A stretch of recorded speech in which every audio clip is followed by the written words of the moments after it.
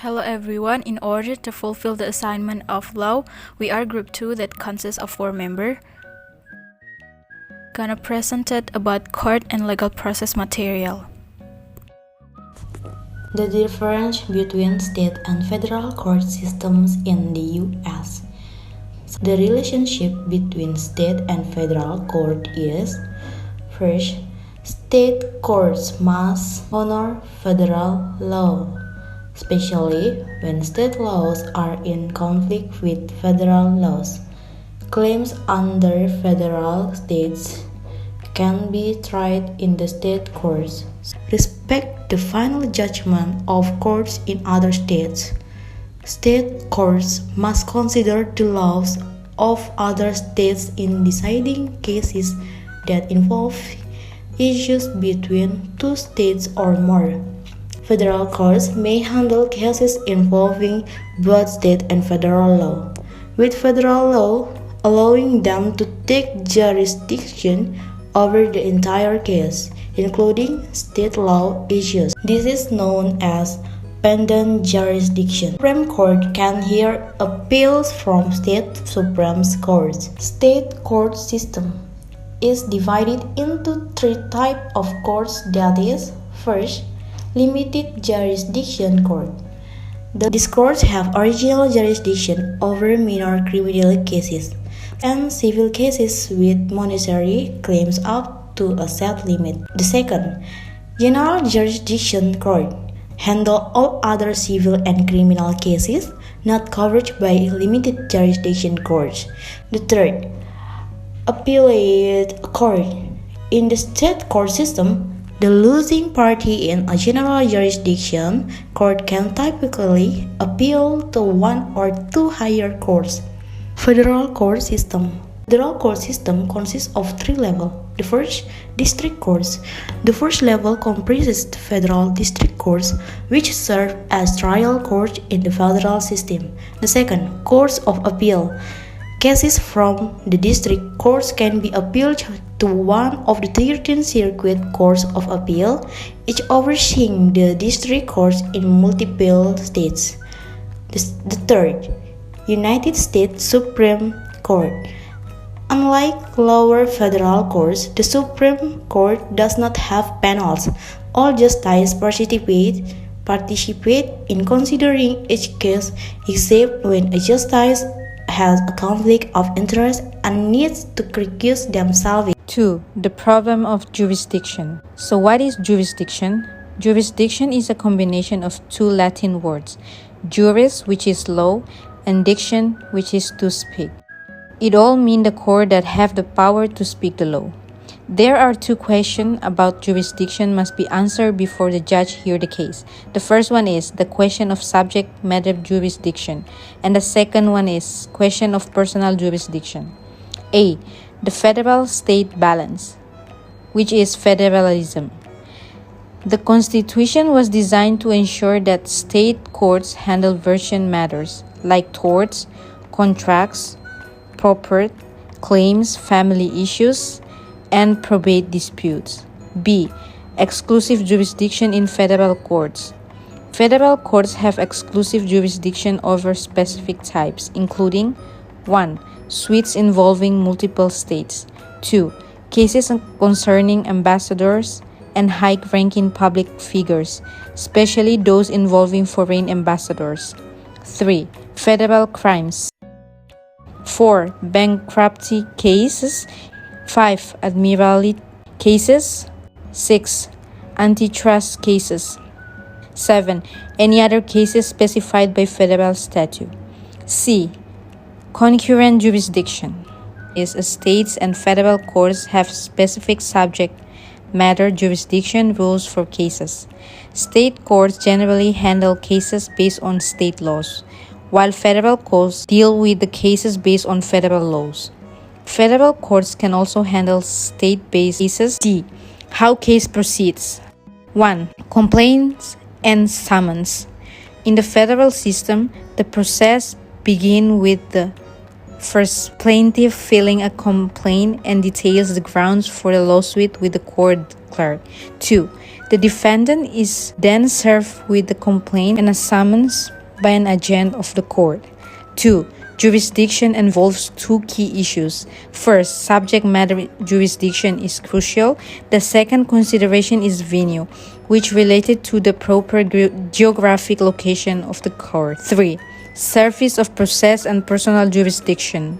Defendants in a lawsuit must be formally notified, served that they are being sued. This can be done through 1. Physical delivery of the summons and complaints, but there are two alternative methods: using certified mail or design agents for service.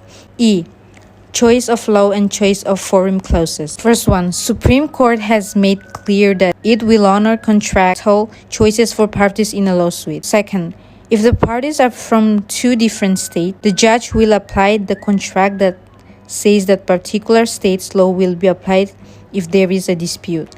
Third, choice of law clause will be accompanied by choice of forum clause. Number 3, motions and discovery. A. Initial pleadings and motions to dismiss. Pleadings mean the first paper filled in a lawsuit, include plaintiff's complaint and the answer or response from the defendant, and may include counterclaim. The complaint must outline the plaintiff's claim, court jurisdiction, and requested relief. The defendant typically denies or admits specific allegations in their response. Cases can be decided based on pleading in certain situations. First, if the defendant fails to respond, the plaintiff may receive a default judgment. Second, the defendant can move to dismiss the complaint for various legal reasons. Third, summary judgment can be granted when there are no disputed facts or legal issues, making a trial unnecessary. B. Discovery. Discovery means a crucial part of legal proceedings, allowing parties in a case obtain information before trial. In the 1930s, discovery introduced to ensuring parties can learn facts, potential witnesses, and relevant issues. Methods: written interrogatories, depositions, and inspecting physical items like documents. This resisting recent discovery can be challenged, and judges can intervene to ensure fairness. The pre-trial and trial phase. A. Trial conference. During the legal process, the court may conduct pre-trial conferences to clarify matters and set a schedule, and settlement conferences to attempt resolution without a trial. Process trial. During a trial, the initial step is jury selection. The process involves questioning jurors to ensure impartiality. Both sides can challenge jurors for clause.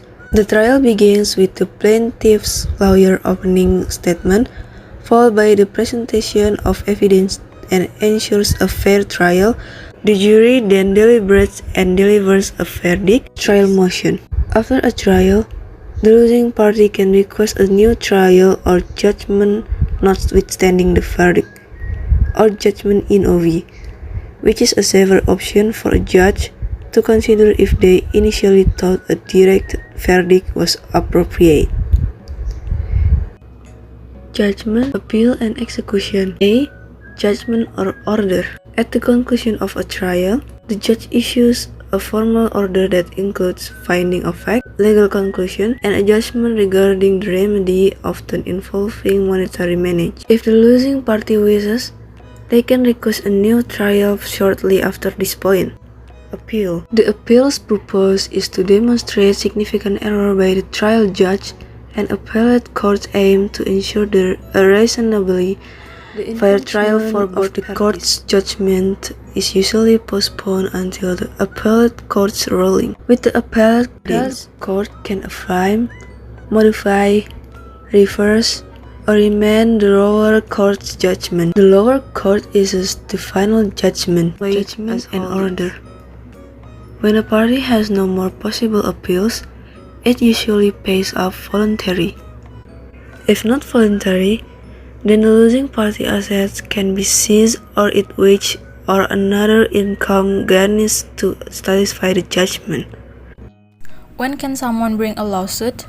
First, case or controversy. Standing to sue.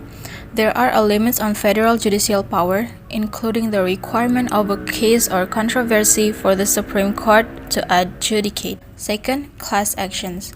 Most lawsuits typically involve disputes between individuals or individuals and organizations. In cases where multiple people are injured simultaneously, like a car accident, each injured party has the right to sue the responsible party. To facilitate such suits, the legal system allows for class actions, meaning permits one or small group of individuals to represent a larger group with common injuries. Number 7. Relations with lawyers. A. Legal fees. Lawyers charge for their services in 3 main ways: flat rate, hourly rate, and contingent fee. First, flat rate. This method is used for routine work where the lawyer can estimate the time required in advance. Usually the rate is percentage. Second, hourly rate. Lawyers charge by the hour, especially courtroom time and ongoing representation in commercial matters. Third is contingent fee. This fee is only paid if the lawyer wins the case. B. Cost.